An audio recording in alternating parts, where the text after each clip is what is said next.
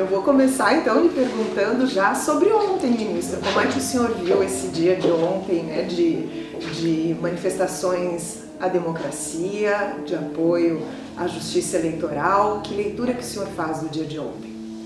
O dia 11 de agosto, ele é, por si só, normalmente uma data na qual se lembram a criação dos cursos jurídicos, também se celebra não apenas o dia dos advogados, cujo padroeiro é Santo Ivo, mas também dos magistrados.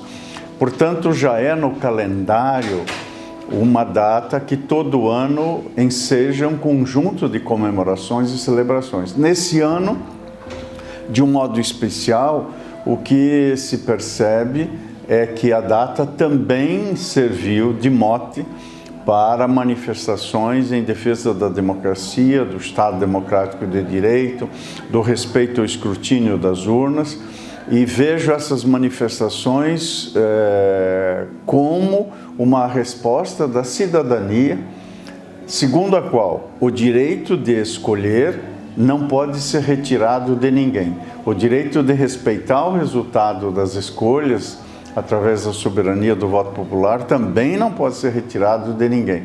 Portanto, essas manifestações corroboram a sociedade civil que desperta no sentido de dizer: temos problemas sim, que devem ser resolvidos no campo da política, no campo das diretrizes de políticas públicas.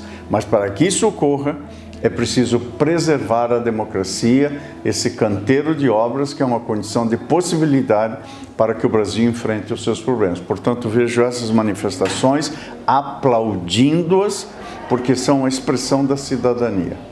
Agora, ministro, a gente assistiu recentemente, né, a essas fake news, essa desinformação em relação às vacinas, por exemplo. Elas causaram um grande estrago numa política pública que sempre funcionou muito bem no Brasil. Qual o risco que a gente tem da desinformação em relação à urna eletrônica ter esse mesmo resultado, eventualmente as pessoas deixarem de votar, por exemplo, por desacreditarem no sistema eleitoral? Então, qual é a vacina para o sistema eleitoral?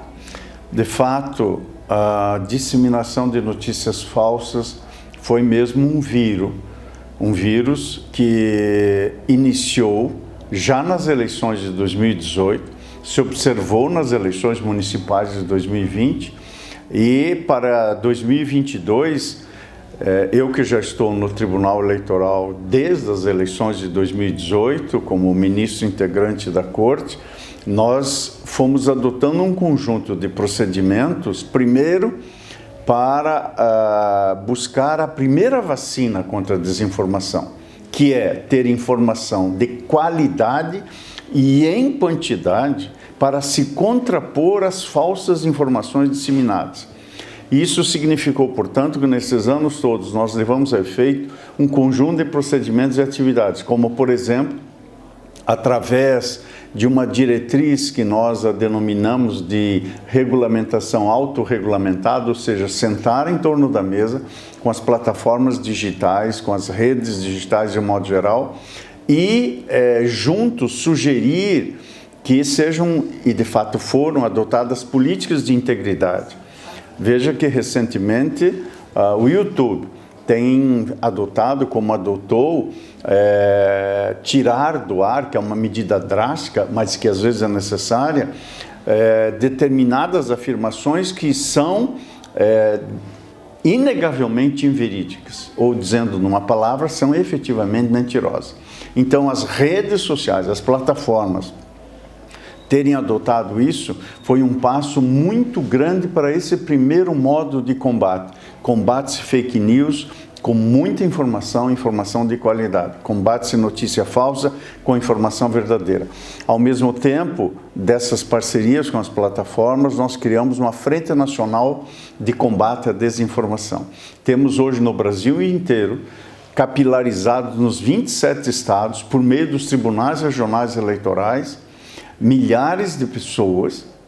A Justiça Eleitoral como um todo tem 22 mil servidoras e servidores e colaboradores atuando, e uma porção expressiva desse acervo humano valioso se dedica hoje ao enfrentamento de notícias falsas. Portanto, Essa capacitação, esses agentes multiplicadores, eles estão lá nas zonas eleitorais, estão nos tribunais regionais eleitorais, e isso significa que nestas eleições esse problema sim poderá ocorrer, mas com uma intensidade que não será suficiente para contaminar o pleito. Ministro, foi perceptível que o senhor subiu o tom nas respostas à desinformação em relação ao sistema eleitoral e aos ataques à justiça eleitoral nas últimas semanas. E um marco foi quando o senhor falou que a justiça eleitoral, que as eleições são assunto das forças desarmadas, né? E aí eu queria perguntar para o senhor qual que foi o ponto de inflexão para o senhor? O que motivou essa subida de tom? O Brasil, nesse primeiro semestre, começou a apresentar alguns sintomas de uma patologia inadmissível. Que doença era essa? A doença era a que atingia o cerne das instituições democráticas do Brasil e o poder judiciário de um modo especial, e dentro do judiciário a justiça eleitoral. Portanto, preservar as instituições, preservar a institucionalidade, preservar a legalidade constitucional é uma tarefa que, para quem preside e organiza o período eleitoral no Tribunal Superior Eleitoral, é uma tarefa que se impõe. E quando esses sintomas se avolumaram, chegou a hora ali de separar o que é diálogo do que é eventual, atípica intervenção.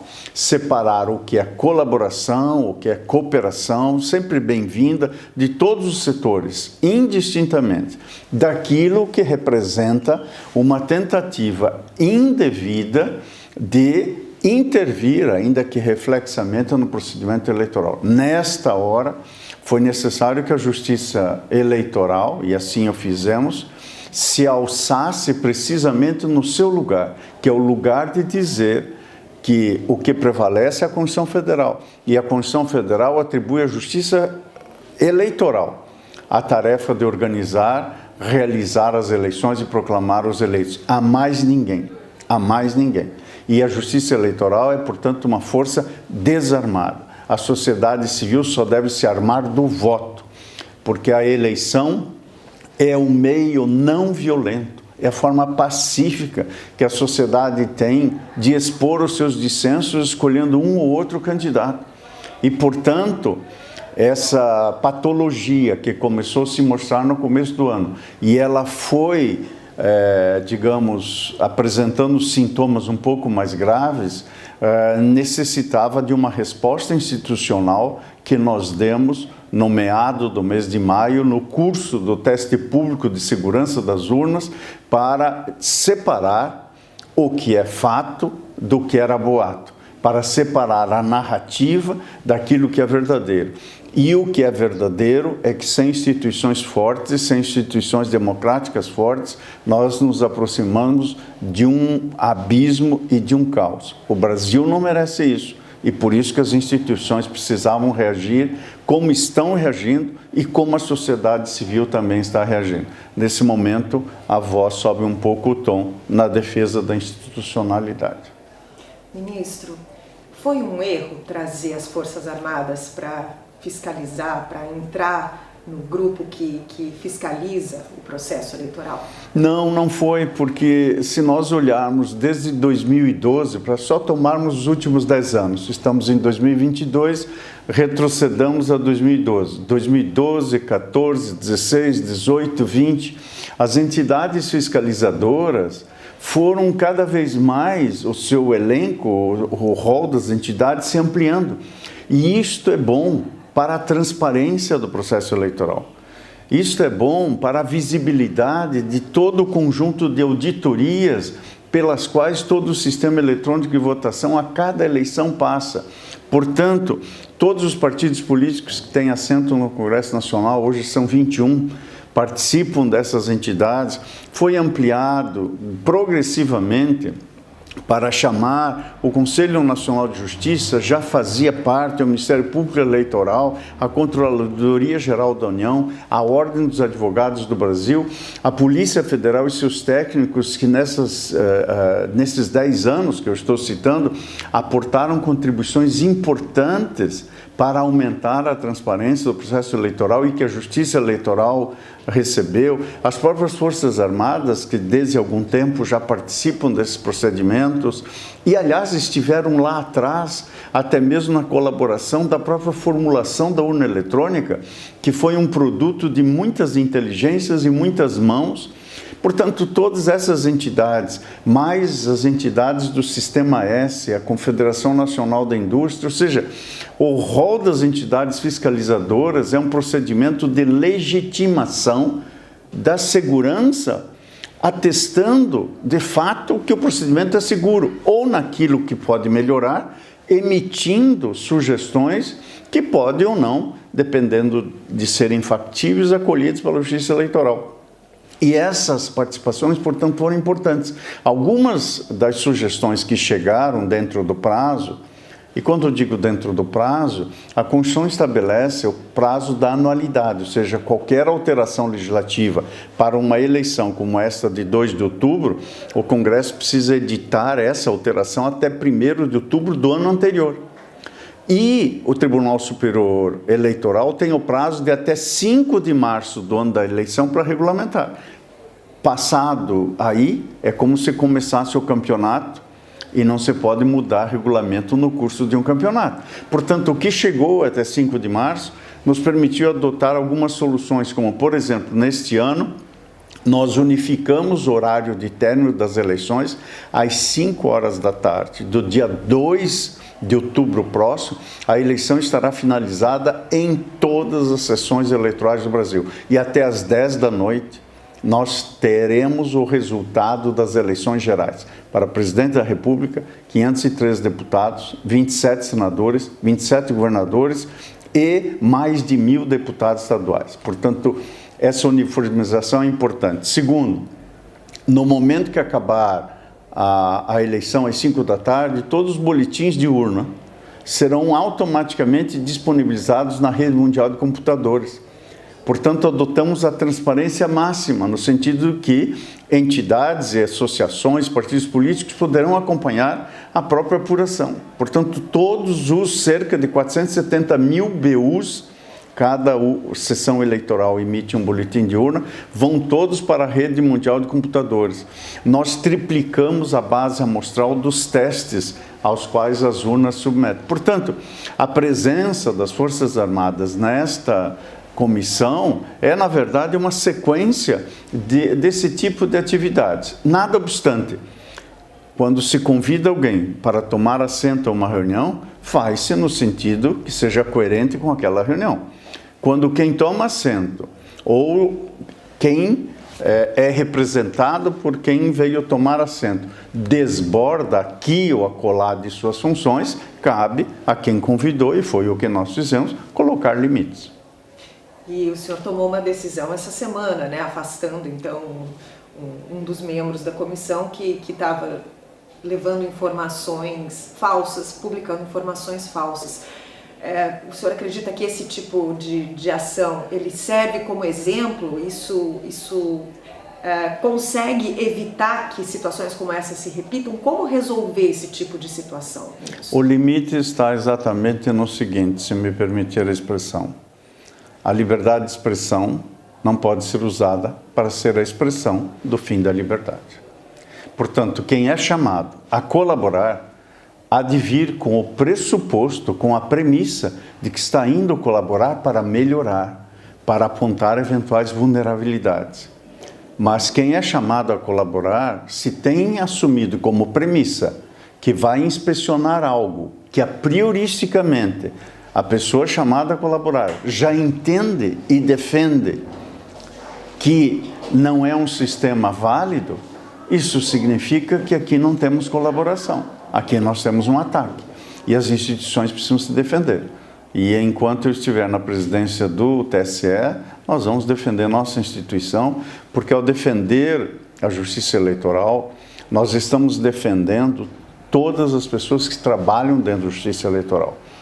Funcionários, servidores, servidoras sérios, dedicados, que desenvolveram um sistema eletrônico de votação que é um exemplo para o mundo. O Brasil pode se orgulhar disso. E, portanto, ao nós nos orgulharmos disso, nós temos que defender essa conquista.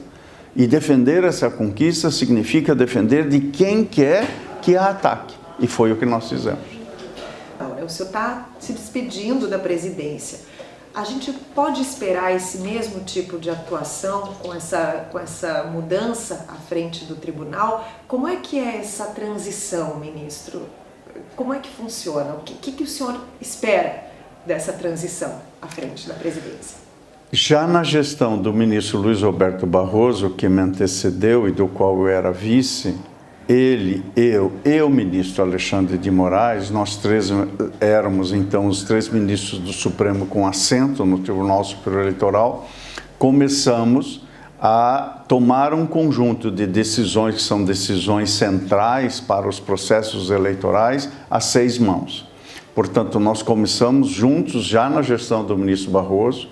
Da metade da gestão do ministro Barroso para frente, como vice-presidente, eu já fui me ocupando de um conjunto de tarefas e missões. Por exemplo, é da minha relatoria todas as regras que regulamentam as eleições desse ano. E eu fiz isto na condição de vice-presidente lá atrás, no ano pretérito. Portanto, vem um passar de bastão progressivo e desde o começo da minha gestão, e até mesmo antes, na transição do ministro Barroso para a minha gestão, o ministro Alexandre já estava participando. Portanto, são muitas mãos, enfim, que atuaram e têm atuado juntos. E, portanto, decisões importantes, eu e o ministro Alexandre já temos de algum tempo tomado juntos. Claro, cada presidente tem um estilo, o seu modo de gerir, mas as questões centrais estão postas e decididas em conjunto, e eu estou seguro de que o TSE, a partir do dia 16, está em boas mãos. Ministro, a gente corre o risco de ter uma situação no Brasil como a do Capitólio nos Estados Unidos, de ter um solavanco nas nossas eleições? É fundamental aqui não superlativar as ameaças, mas também não minimizá-las. Há este risco.